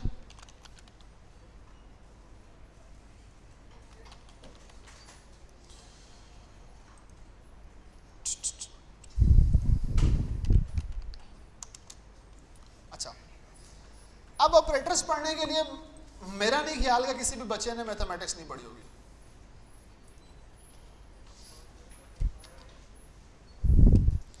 ये सबको पता है, ये भी सबको पता है। मल्टीप्लाई, डिवाइड, ठीक है। पावर किसी ने पढ़ा, 2 की पावर 4, उसका ये सिंबल है, ठीक है। किसी ने ये पढ़ा है, आप बोलते हो कि डिवाइड करके मुझे राउंड ऑफ करके नंबर दो, सिग्निफिकेंट फिगर्स पढ़े हैं मैथमेटिक्स में, बस ये आपका सील का सिग्निफिकेंट फिगर का सिंबल है, ठीक है। और आपने ये पढ़ा, modulus is nothing but a reminder. आप डिवीजन परफॉर्म करते हो, जब आपकी डिवीजन पूरी हो जाती है, अगर आपका नंबर पूरे का पूरा डिवाइड ना आ रहा तो जो बचता है वो क्या होता है, आपका रिमाइंडर होता है। जो ऊपर वाला होता है वो क्वोशंट होता है, ठीक है। तो जो बचता है ये वो वाला सिंबल, ये सिंबल आपको हमेशा डिवाइड करने के बाद जो चीज बचेगी वो ला के देगा, ठीक है। मेरा नहीं ख्याल कि मैं यहाँ मैथमेटिक्स पढ़ाने बैठूं, ये सब सिंबल्स आप लोग ऑलरेडी करके आ रहे हो, ठीक है। तो अब वन बाय वन हम क्या करते हैं, इन सब सिंबल्स को क्या करते हैं, यूज कर लेते हैं, ठीक है। अब हम क्या करते हैं, सबसे पहला सिंबल प्लस का आपको ऑलरेडी पता है। अगर मैं 2 + 3 लिखूं, आपको पता है ये क्या करेगा, 5 कर देगा। अगर मैं बोल दूं 3 - 2, आपको पता है ये क्या करेगा, ठीक है। अगर मैं लिख दूं 2 × 3, आपको ये पता है 2 × 3 = 6 ले आएगा, ठीक है। अगर मैं आपको बोल दूं 6 ÷ 2, 6 को 2 से डिवाइड कर दो, तो क्या लेके आएगा, 3। ये तो आपको पता है, राइट। 2 × 3 = 6, तो 3 डिवाइड आ जाएगा आपके पास। अब अगर लेट्स सपोज मैं बोल रहा हूं 7 ÷ 2 कर दो, तो क्या आ रहा है, 3.5 आ रहा है। अब अगर मैं लिख दूं कि 7 डबल डिवाइडेड बाय 2, उसने क्या कर दिया, उसको राउंड ऑफ कर दिया, सिग्निफिकेंट फिगर्स में राउंड ऑफ करके नीचे लेके आ गया उसको, ठीक है। इसको हम बोलते हैं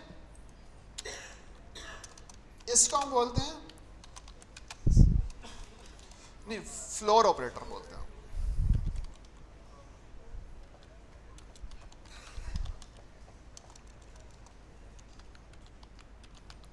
मीन्स आप नीचे की तरफ आ रहे हो, फ्लोर की तरफ। सील मतलब छत की तरफ जाते हैं ना, तो अगर आप ऊपर की तरफ जाता, तो अगर 3.5 से 4 की तरफ चला जाता तो फ्लोर ऑपरेटर कहलाता, सील ऑपरेटर कहलाता। मैं छत की तरफ जा रहा हूँ, ऊपर की तरफ जा रहा है। फ्लोर मतलब नीचे की तरफ आ रहा है, तो अभी क्या कर रहा है 3 को राउंड ऑफ करके वापसी पीछे 3.5 को किधर लेके आ रहा है, 3 पे लेके आ रहा है, तो नीचे फ्लोर की तरफ लेके आ रहा है, नीचे की तरफ लेके आ रहा है। ठीक है, तो अब इसको आप क्या बोलते हो, फ्लोर ऑपरेटर भी बोलते हो। अब अगर मैं बोलूं 2 की पावर 3, अब क्या आंसर आएगा, 8 आएगा। इसका मतलब यह होता है कि आप इसको पावर ऑपरेटर भी बोलते हो,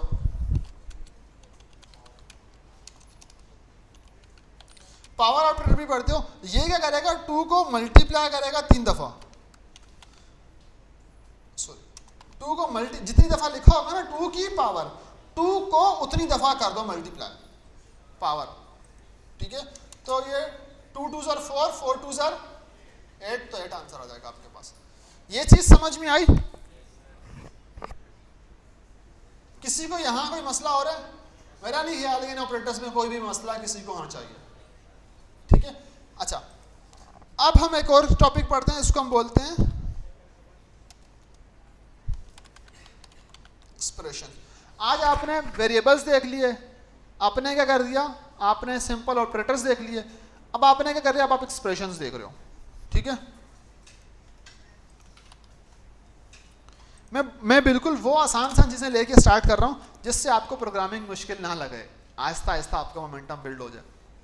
ठीक है, अब एक्सप्रेशंस की बात कर रहे हैं। एक्सप्रेशंस में ऐसा आपने पढ़ा है कि मैथमेटिक्स में कोई भी चीज आप लोग क्या करते हो, सॉल्व करते हो, तो आप क्या करते हो, बोर्ड मास रूल पढ़ते हो। ठीक है, body, multiplication, division, addition, subtraction, ठीक है, इस तरह का रूल इस्तेमाल करते हो। तो यहां पर एक रूल है जिसका नाम है बोर्ड मास।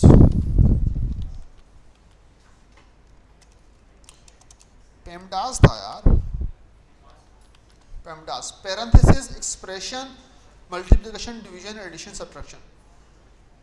ठीक है, आपने पढ़ा होगा बोर्ड मास, बट यहां पर मैंने थोड़ा सा इसको ट्वीक करके चेंज किया हुआ था अपनी आसानी के लिए। मैंने पेमडास रखा हुआ है, हमेशा पैरेंथेसिस पहले सॉल्व करेगा वो, फिर एक्सप्रेशंस की तरफ आएगा, लेस देन ग्रेटर देन वाली चीज़ों को जो भी करेगा, फिर मल्टीप्लिकेशन डिवीजन एडिशन सब्ट्रैक्शन की तरफ आएगा। तो आप बोर्ड मास तो आपने पढ़ा है मैथमेटिक्स में, नॉर्मली वही होता है, बट इसको याद रखने के लिए कि भाई बोर्ड मास में भी पहले बॉडी को करता है, बॉडी मीन्स एक्सप्रेशन को, तो मैंने पी रख दिया उसका नाम कि भाई आप पहले पैरेंथेसिस को इस्तेमाल करेगा। ठीक है, तो मैं यहाँ पर लिख रहा हूँ पैरेंथेसिस, फिर एक्सप्रेशन, फिर मल्टीप्लिकेशन डिवीजन एडिशन आ गए तो आपको पता ही है।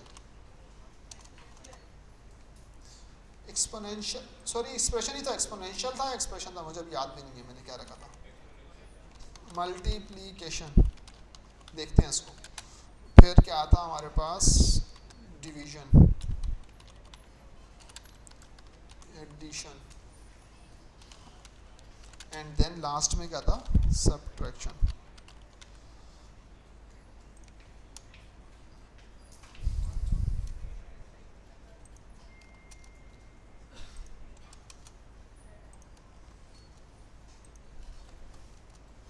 ठीक है, तो ये ई से मैं भूल गया क्या था, एक्सपोनेंशियल, हाँ पावर, एक्सपोनेंशियल या आप इसको बोल सकते हो पावर। ठीक है, तो आपको ये चीज समझ में आ गई कि पेमडास है क्या। ठीक है, मैं इसको लिख लेता हूँ कि लेवल 4 की हेडिंग में बना दो उसको, और नीचे आपको ये सारी चीजें बता देगा।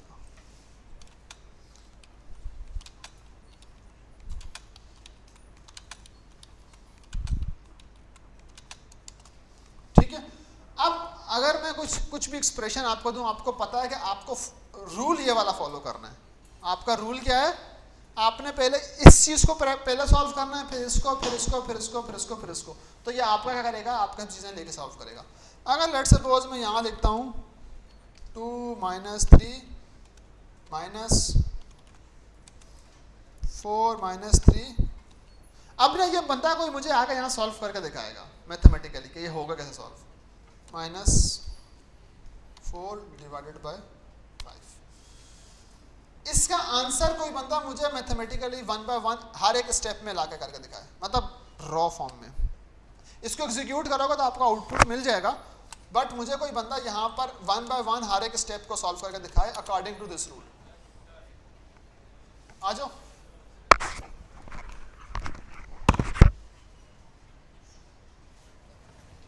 वो उन्होंने हाथ खड़ा किया, आपसे अगला क्वेश्चन करवाना।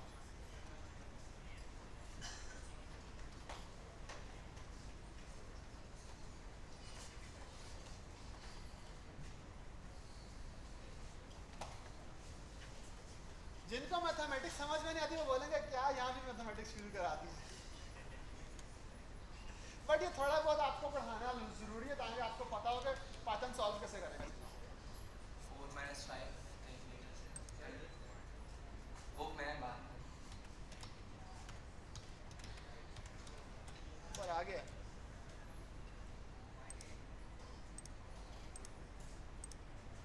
सही।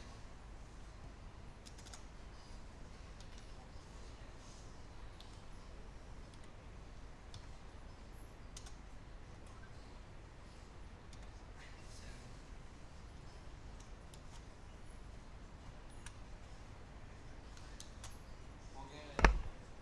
ये रन नहीं होगा नीचे, ठीक है? आप नीचे एक और इंटर करो, इक्वल टू करके आप बताओ क्या बनेगा। आप तीनों माइनस में, तो माइनस माइनस माइनस सारा क्या होगा? प्लस हो जाएगा, ठीक है? तो आपका आंसर क्या आएगा? -2.8। ठीक है, कर दो नीचे लिख दो।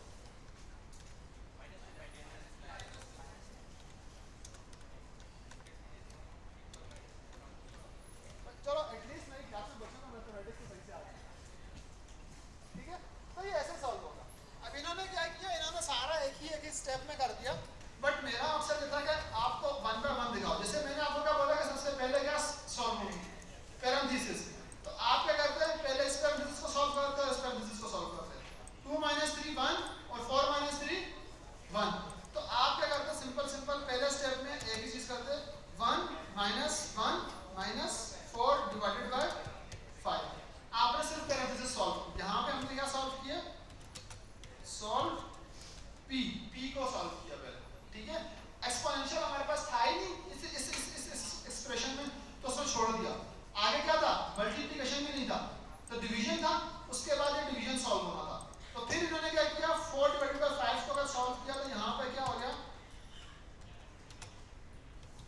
सॉल्व, मैंने डी लिखा, मैंने इस डिवीजन को सॉल्व किया। फिर आपने क्या कर दिया कि डिवीजन के बाद क्या था, सबकी एडिशन थी, क्योंकि ये सारे क्या होता है माइनस में थे, तो क्या होंगे, माइनस माइनस हमेशा क्या होता है, प्लस होता है। तो आपने प्लस करके आंसर बना दिया,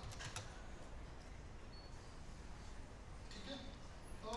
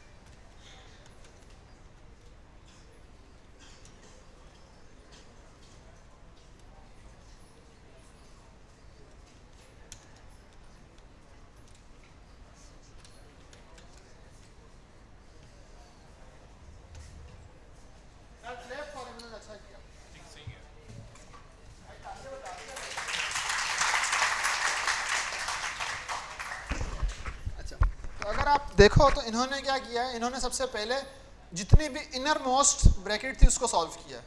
4 + 5 9 कर दिया और बाकी ये पूरी ब्रैकेट सॉल्व करके पूरा साइन यहाँ लिख दिया। फिर इन्होंने क्या किया, सात वाली ब्रैकेट ये भी सॉल्व थी, ये सिंगल ब्रैकेट थी, इसको भी 3 - 2 1 करके यहाँ लिख दिया। फिर ये पूरी ब्रैकेट सेम थी, इन्होंने 9 की पावर वाला जो काम था उसको सॉल्व किया, इन्होंने इसको सॉल्व किया, 9 × 9 = 81, तो 81 लिख दिया, मल्टीप्लाई बाय 4 साथ में लिख दिया। अब ये वाली ब्रैकेट पूरी सॉल्व हो गई, ये वाली चीज़, सॉरी ये वाली ब्रैकेट सॉल्व कर दी इन्होंने, पी सॉल्व किया। फिर इन्होंने क्या किया, अगले स्टेप में इस पूरी ब्रैकेट को सॉल्व किया। इन्होंने क्या किया, उस 81 × 4 को सॉल्व किया यहाँ पर, और एक्सप्रेशन को भी, क्योंकि यहाँ हमारे पास था तो उसको सॉल्व किया, तो हमारे पास 81 × 4 324 और 5 + 1 डिवाइडेड वाला वो ऐसे ही आ गया। फिर यहाँ पर इन्होंने क्या किया, डिवीजन को सॉल्व किया, तो हमारे पास आंसर क्या है 64.8, देन उसमें एडिशन कर दिया 1 का, तो हमारे पास ये आंसर आएगा। किसी को इसमें मसला है जी?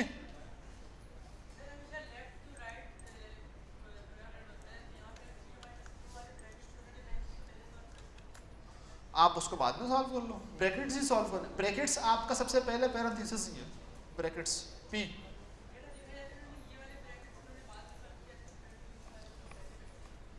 आप उसको बाद में भी सॉल्व करोगे तो स्टेप्स लंबे होंगे लेकिन आंसर सेम आएगा। Just think from a logical perspective, अगर वो ये देखो लेट्स सपोज वो पहले ये सारे ब्रैकेट सॉल्व करता, ठीक है, वो सारे ब्रैकेट सॉल्व करता और इस 1 को साथ साथ ऐसे ही लेके आता। जब ये यहाँ पर इन्होंने ये ब्रैकेट सॉल्व की तो वो तीसरा स्टेप में आके इस ब्रैकेट को सॉल्व करता। मैथमेटिक्स तो नहीं पढ़ा सकता ना मैं यहाँ पे, फर्क तो कोई नहीं पड़ रहा था उससे, ठीक है। तो 2 डिफरेंट ब्रैकेट्स थी, उसने पहले सॉल्व कर दी, उसमें कोई मसला नहीं था। अगर वो लेके आता तो वो यहाँ पे सॉल्व करता है, इसको +1 करता, ठीक है। तो लॉजिकली इस पर कोई इंपैक्ट नहीं पड़ रहा उसका, ठीक है। तो यही आंसर था हमारे पास।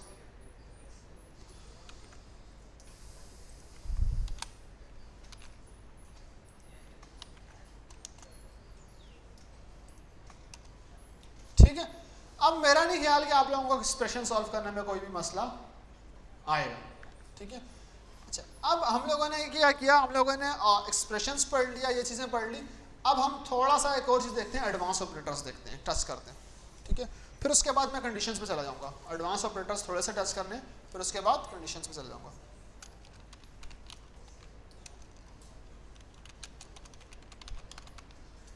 ठीक है, अच्छा, एडवांस ऑपरेटर्स में आप लोगों ने कल देखा होगा, लास्ट क्लास में भी देखोगा, plus equals to, minus equals to, divide equals to, multiply equals to, ये 4 ही ऑपरेटर्स पढ़ाऊंगा मैं, ठीक है। अब इसको क्या बोलते हैं, एडिशन भी करो और सेव भी करो, माइनस भी करो और ऑन द स्पॉट किसी वेरिएबल में सेव भी करो, डिवाइड भी करो और सेव भी करो, मल्टीप्लाई भी करो और सेव भी करो। सिंपल सिंपल इंक्रीमेंटल ऑपरेटर्स कहलाते हैं हमारे पास, ठीक है। अब इसमें क्या करते हैं, इन ऑपरेटर्स को अगर आप देखोगे तो हमारे पास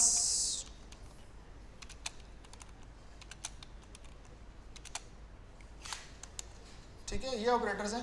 तो अगर आप देखोगे सबसे पहले लेट्स सपोज मेरे पास ए में एक वेरिएबल है नंबर 1, उसमें मेरे पास जो नंबर सेव है वो 5 है, और एक और है मेरे पास है नंबर 2 और उसमें मेरे पास वैल्यू का सेव है 4, ठीक है। और मैं क्या कर रहा हूं, मैं एक नंबर का वेरिएबल बना रहा हूं जिसमें मैं क्या बोल रहा हूं, नंबर 1 का वेरिएबल मैंने बनाया और मैंने बोल दिया इसके अंदर ही प्लस इक्वल्स टू करके नंबर 2 की वैल्यू भी डाल दो। नंबर 1 ऑलरेडी क्या है 5, उसके अंदर कितनी वैल्यू और डालो 4, तो अब कितना हो जाएगा नंबर 1 5, नंबर 1 अब कितना हो गया, बिकॉज उसके अंदर ही हम लोगों ने क्या बोल दिया कि उसके अंदर कितनी वैल्यू और डाल दो 4 डाल दो। तो आपको ये प्लस इक्वल टू समझ में आया। अच्छा, अब अगर मैं बोल दूं कि हमारे पास नंबर 1 9 है तो नंबर 2 कितना है हमारे पास, कितना है 4।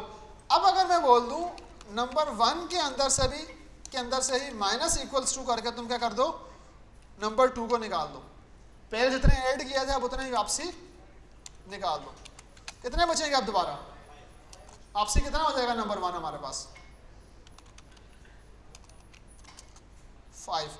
नंबर 2 पे हमने कोई काम नहीं किया था, नंबर 2 वैसे ही आ रहा है हमारे पास। समझ में आई?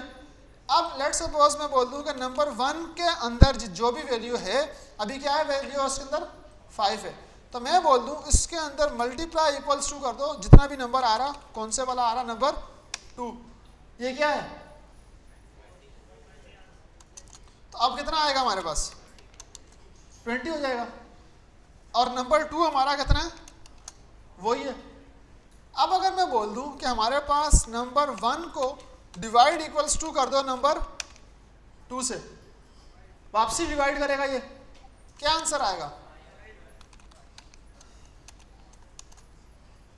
डिवाइड हमेशा किसमें आंसर देता है, डेसिमल में, पॉइंट में, फ्लोटिंग में, तो आपको वैसे ही आंसर मिलेगा। और नंबर 2 क्या है आपका, सेम भेज गया।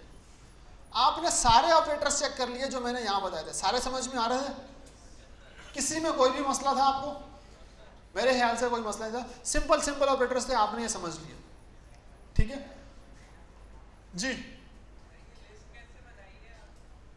कौन सी लिस्ट,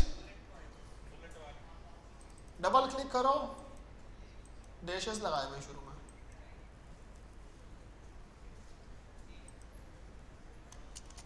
मार्कडाउन का सेल है, उसके अंदर हर एक के शुरू में मैंने डैश लगाया तो ये सेल बन गया बुलेट पॉइंट्स वाला।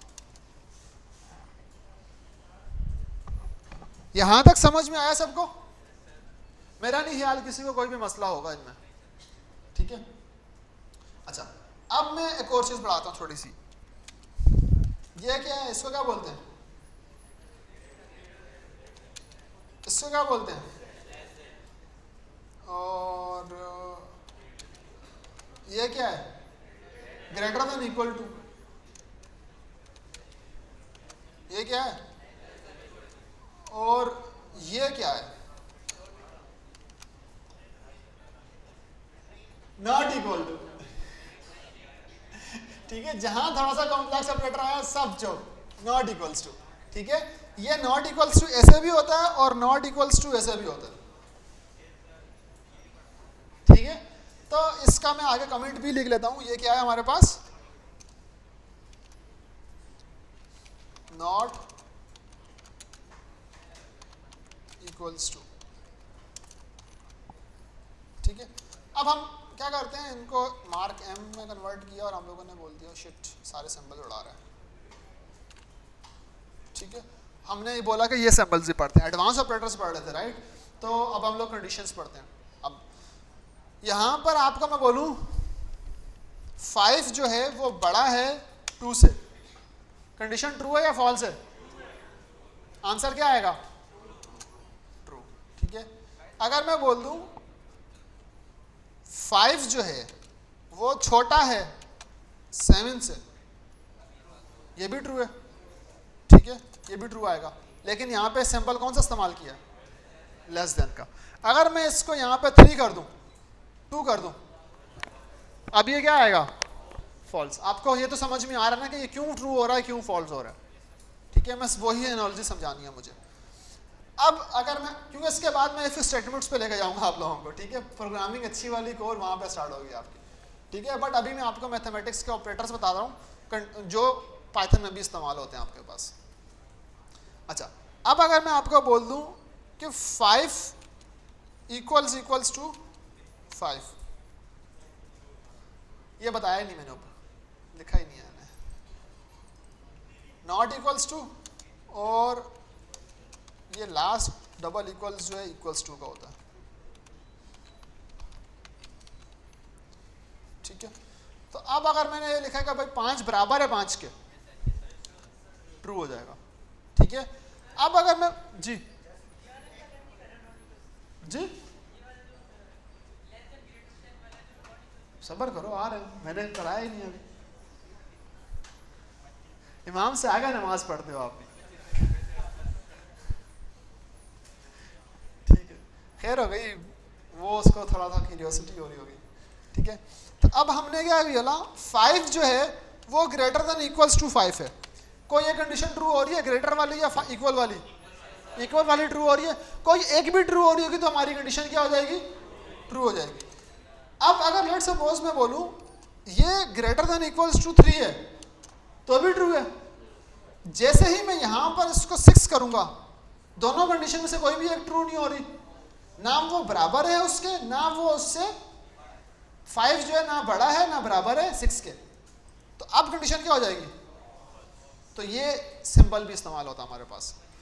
अगर मैं बोल दूं 5 जो है वो लेस देन इक्वल्स टू है, छोटा है 6 से, अब क्या होगा? कौन सी कंडीशन ट्रू हो रही है? लेस देन वाली कंडीशन ट्रू हो रही है, राइट? तो अब क्या हो जाएगा? वो ट्रू हो जाएगा। तो मैंने सारे कंडीशन ऑपरेटर्स पढ़ा लिए। अब अगर मैं बोलता हूं 1 not equals to 1, 1 not equals to 1, 1 बराबर है 1 के, राइट? तो ये फॉल्स हो जाएगा, ठीक है। अब हम नॉट इक्वल्स टू वाली देखते हैं। नॉट इक्वल्स टू वाली जो मैंने बताई थी ना, वो मैंने सीक्वल में इस्तेमाल की थी, इसलिए मुझे भी नहीं पता था यहाँ इस्तेमाल होगी या नहीं होगी, ठीक है। सीक्वल में ये नॉट इक्वल्स टू के लिए इस्तेमाल होता है, सिंपल सीक्वल लैंग्वेज में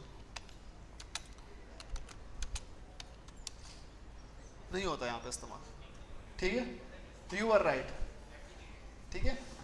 एक्चुअल में ये सिंबल इस्तेमाल होता है नॉट इक्वल्स, ये सिंबल होगा लेकिन ये पाइथन में इस्तेमाल नहीं होता, ठीक है। मैं यहाँ पे दिखा देता हूँ आपको।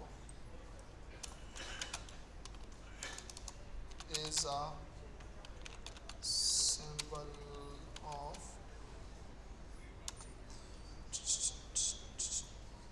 नॉट इक्वल्स टू, ठीक है।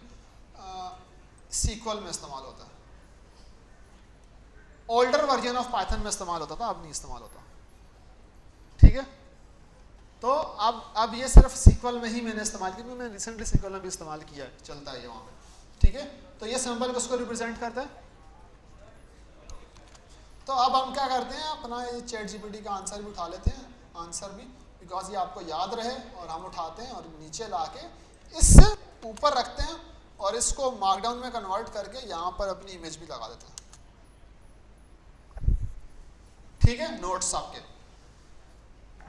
अब ये चीजें ना आप इस तरह से अपने नोट्स भी बना सकते हो, जैसे मैं आप लोगों के सामने आपके नोट्स क्रिएट कर रहा हूँ, ताकि आप अगर बाद में आके इस नोटबुक को गो थ्रू करो ना, तो आपको मसला ना हो कि भाई ये सेल क्यों फेल हो रहा है, उसका रीजन ऊपर ही लगा हुआ है,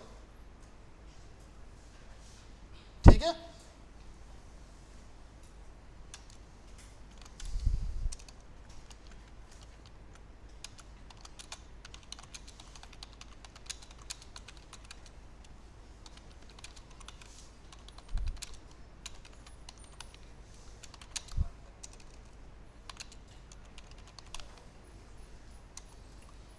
ऊपर ऐसा लिखा हुआ भी, मैंने यहाँ भी कमेंट लिख दिया, मैसेज लिख दिया कि किसी बंदे के पास ये फेल हो रहा हो घर में तो वो टेंशन में ना आ जाए, ये क्यों फेल हो रहा है, ठीक है।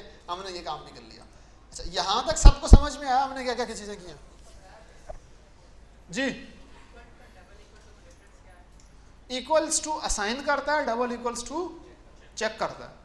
आपने नेम इक्वल्स टू कासिम लिखा था, उसने क्या किया था, नेम के अंदर वैल्यू डाल दी थी। तो एक तो इनिशियलाइजिंग ऑपरेटर है, मैं लिख लेता हूँ, ठीक है। यहाँ पर single equals two is an initialising, तो किसी भी चीज़ को इनिशियलाइज करता है उसमें कोई वैल्यू डाल देता है, इनिशियलाइजिंग ऑपरेटर, ठीक है। अगर आप ये इस्तेमाल करोगे तो वो उसके अंदर वैल्यू डाल देगा। मैंने आपको ये चीज़ करके भी दिखाई दी, यहाँ मैं इसके नीचे ही इसकी एग्जांपल भी कर देता हूँ, ठीक है। तो अगर आप लिखोगे नेम इक्वल्स टू कासिम, तो वो नेम के अंदर वो वैल्यू डाल देगा, इनिशियलाइज कर रहा है इस वेरिएबल को ना, बना रहा है, तो ये इनिशियलाइजिंग ऑपरेटर है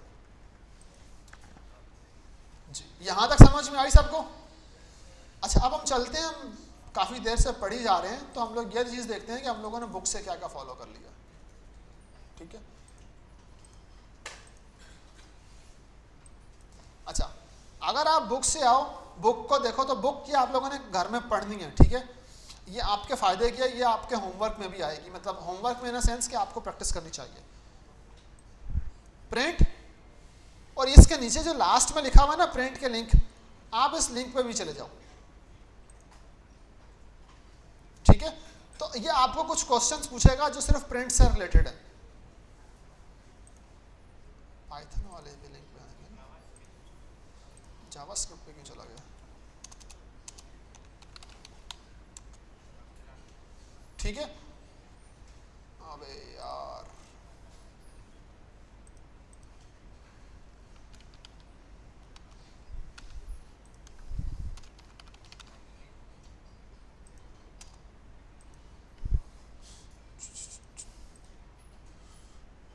अबे भाई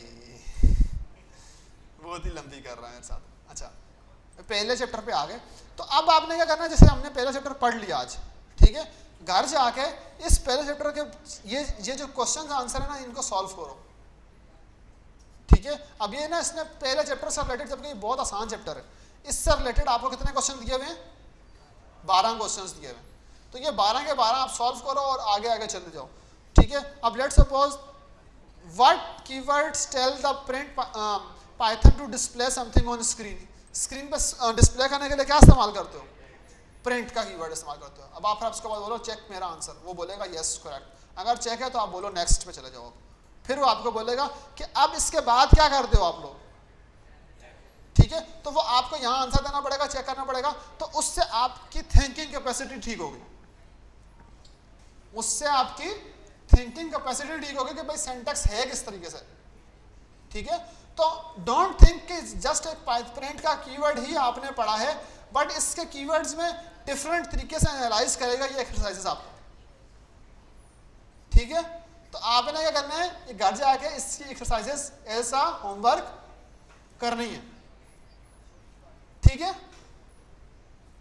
फिर आए variables for strings. Variables string type के आपने पढ़े, ये पढ़ा था हम लोगों ने, नाम बनाया था हम लोगों ने। तो इसको छोड़ दो, ये सारे में यही बता रहे हैं कि भाई कोई भी नाम लिखो, उसमें कुछ भी लिखो तो वो आपका सेव कर सकता है। ठीक है, ये हमने पूरे का पूरा अभी हमने देख लिया।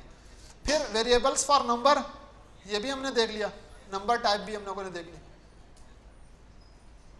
ठीक है, फिर familiar operators, plus minus multiply divide, ये सारा देख लिए। फिर लीगल एंड इनलीगल वर्ड्स, ये हम लोगों ने एक चीज नहीं देखी। ठीक है, ये हम लोग देखते हैं यहां आके। ठीक है, अच्छा, अब एक चीज ये याद रखना, देयर आर सम कीवर्ड्स जो आप लोग इस्तेमाल नहीं कर सकते। लेट्स सपोज अगर आपको मैं बोलूं प्रिंट इक्वल्स टू कासिम लिख दो, क्या ये चलेगा? नहीं चलेगा, बिकॉज प्रिंट पाइथन ने अपने लिए कीवर्ड रिजर्व किया हुआ to print anything on output और कंसोल। समझ आई? इसको अगर इस्तेमाल करोगे तो उसने कर दिया कर दिया उसने इस्तेमाल। वाह भाई, it should not be like that.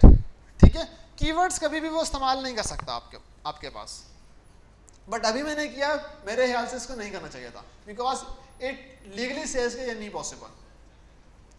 ठीक है, आई डोंट नो इसने कैसे किया ठीक है, बट ये आपके ना वॉयलेशन में चला जाता है, रूल्स के वॉयलेशन में, कि आप एक रिजर्व कीवर्ड को ही वेरिएबल में डाल रहे हो। ठीक है, और this is what this book says कि आप कोई भी ऐसा कीवर्ड यहाँ पर इस्तेमाल नहीं कर सकते। ठीक है, माइट बी पॉसिबल हम लोग जुपिटर पे काम कर रहे हैं तो प्योर पाइथन के सिंटैक्स को फॉलो ना करता हो ये। नहीं, 2 मिनट हम ट्राई कर लेते हैं, ऑनलाइन पाइथन ऑपरेटर उठा लेते हैं कोई भी, पाइथन कंपाइलर्स, प्योर कंपाइलर्स पे चले जाते हैं, कोई मसला थोड़ी नहीं।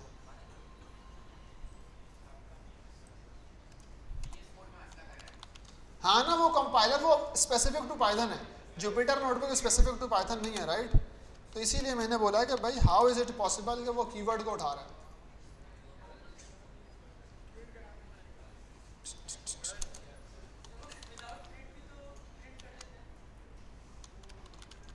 नहीं ना, ये कंपाइलर थोड़ी ना करता है, जुपिटर नोटबुक की खासियत है वो।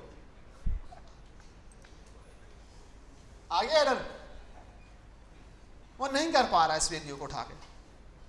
ठीक है, तो एक चीज याद रखना, Jupyter notebook is an extension और notebook that is made on Python और एनी डिस्ट्रीब्यूशन। आपको इजी होता है यहाँ पर कोड लिखने के लिए और कोड को एग्जीक्यूट करने के लिए और कोड को छोटे छोटे पीसेस में ब्रेक करके समझने के लिए। बट समटाइम्स ये आपके लॉस को ब्रेक करता है, जैसे अभी आपके सामने किया उसने,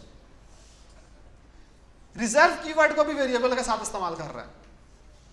बट अगर आप ऑफिशियली किसी पाइथन के ऑपरेटर या कंपाइलर पे चले जाओ, इंटरप्रेटर पे चले जाओ, वो अलाउ नहीं करता है ऐसे, बट जुपिटर अलाउ करवा रहा है। But according to the official syntax it should not be allowed, और वो मैंने आपको यहाँ दिखाया भी है। ठीक है, तो वो कौन कौन से कीवर्ड्स हैं जो आप नहीं इस्तेमाल कर सकते, वो ये सारे कीवर्ड्स हैं जो आप नहीं इस्तेमाल कर सकते। ये जुपिटर नोटबुक में शायद चल रहे हैं आपके पास, कोई ऊपर नीचे हो गए, बट ऑफिशियली जब आप VS कोड वगैरह पे हम आगे जाएंगे, प्रोडक्शन के लेवल की स्क्रिप्ट्स लिखते वक्त, वहां पर आप इस तरह का कोई वायलेशन भी नहीं कर सकते।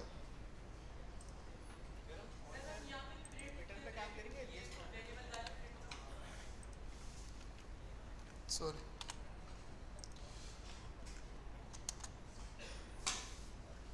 जी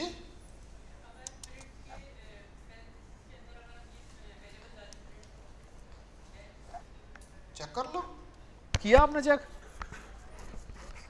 देखो, what ever comes in your mind try it out. ये क्यूरियोसिटी ना मुझसे नहीं पूछोगे ये क्या होगा इसमें, ठीक है? अब जैसे इन्होंने मुझसे क्वेश्चन पूछा कि आपने तो यहाँ इस तरह लिखा है, आप एक काम करो कि इसको इस तरीके से लिख के ट्राई करो। नहीं कर रहा पार्स वो उसको, बिकॉज प्रिंट बोल रहा, प्रिंट में ऑलरेडी यूज हो रहा हूँ एक कीवर्ड में।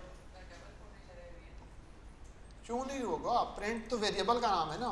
अगर मैं प्रिंट में नाम लिखूंगा तो वो तो नेम वाला वेरिएबल तो इजीली प्रिंट करेगा। क्यों लगाएंगे डबल कोट्स? नहीं, ये वेरिएबल का नाम है भाई। देखो, अगर मैं लेट्स सपोज मैं बोल दूं कि प्रिंट एज, एज कहाँ के हमारा ऊपर था, हमने बनाया था ना ऊपर एज का वेरिएबल, कहाँ है हमारा एज? ठीक है, अब है, शायद चला गया ऊपर नीचे हो गया। प्रिंट एज, ओ टाइप कास्ट करना पड़ता है। String is not a callable operator. जी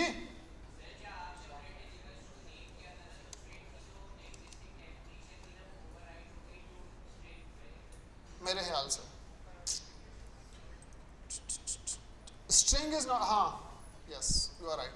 मैंने यहाँ के प्रिंट के कीवर्ड को जब मैंने वेरिएबल में इस्तेमाल किया तो जुपिटर ने क्या किया, उसको एज अ वेरिएबल बनाना शुरू कर दिया। अब वो क्या बोल रहा है कि भाई ये जो एक इसके अंदर, इस प्रिंट के अंदर जो वैल्यू स्टोर है वो क्या है आपकी स्ट्रिंग। वो बोल रहा है स्ट्रिंग जो है वो नॉट अ कॉलेबल फंक्शंस। वो अब इसको क्या कर रहा है, इसको एज अ स्ट्रिंग कंसीडर करते हुए लेकर चल रहा है, जिसकी वजह से मेरा ये कर्नल का जो सेटअप है ये पूरे का पूरा क्या हो गया, बिगड़ चुका है। तो मैं क्या करूँगा, मैं इसको रीस्टार्ट करूँगा, बिकॉज मैंने ये एक गलत लाइन चलाई थी जो अकॉर्डिंग टू पाइथन सिंटैक्स नहीं थी। तो अब उसने क्या किया, मेरे इस कर्नल को क्या किया, खराब कर दिया। तो मैंने कर्नल रीस्टार्ट किया यहाँ पे, ठीक है। अब अगर दोबारा करके दिखाता हूँ आप लोगों को, मैं ये 3 लाइन नहीं चलाऊंगा, ठीक है, बिकॉज ये वायलेशन रूल्स की करती हैं, ठीक है। मैं लिखता हूँ नेम इक्वल्स टू कासिम, और अब मैं लिखता हूँ प्रिंट नेम। वापसी ठीक हो गया, राइट? बिकॉज मैंने अपना जो जैसे हमारे पास कंप्यूटर का CPU होता है, मैंने जुपिटर का कर्नल होता है सेम, मतलब एक किस्म का उसका यूनिट है जो प्रोसेस करता है, मैंने उसको वापसी रीसेट कर दिया। बिकॉज मैंने ऊपर क्या किया था, मैंने ये एक लाइन ऑफ कोड गलत चलाया था, जिसकी वजह से मेरा प्रिंट का कीवर्ड था वो एज अ स्ट्रिंग शुरू हो गया चलना, जिसकी वजह से वो उसने क्या किया, एरर्स देना शुरू कर दिए, और नीचे भी मुझे ये एरर्स देना शुरू कर दिया उसने, ठीक है। तो अब मैंने उसको वापसी रीस्टार्ट किया, दोबारा चलाया, सही चलना शुरू हो गया। ये रूल्स को फॉलो करेगा। बट अगर आप चीज़ समझो तो मेक श्योर ये करो कि इन कीवर्ड्स में से कोई भी कीवर्ड इस्तेमाल ना करो। अगर करोगे तो जिस तरह मेरे पास अभी मसले आना शुरू हुए, आपके पास भी आ सकते। बेहतर अप्रोच किया है टू अवॉइड दोज कीवर्ड्स, ठीक है, जो पाइथन ने अपने लिए रिजर्व किया। नहीं तो जिस तरह मेरे पास मसले आ रहे हैं, आपके पास भी मसले आएंगे। यहां तक क्लियर है? अच्छा, अब अगर बुक में आए तो हमने कीवर्ड्स भी देख लिए, इसकी एक्सरसाइज भी करनी पड़ती है आपको। अनफेमिलियर ऑपरेटर्स रिमाइंडर किया हम लोगों ने, प्लस इक्वल्स टू भी किया है, माइनस इक्वल टू भी किया है, मल्टीप्लाई भी किया है, और एक्सप्रेशन भी हम लोगों ने पूरी पूरी सॉल्व की है, ठीक है। और अब आते हैं कॉन्केटिनेशन, हमारे पास 8वां। थक तो नहीं गए? कुछ बोलो नहीं थके? अच्छा, take a break of 10 minutes, वापसी में 10 मिनट, ठीक है। किसी को पानी पीने तो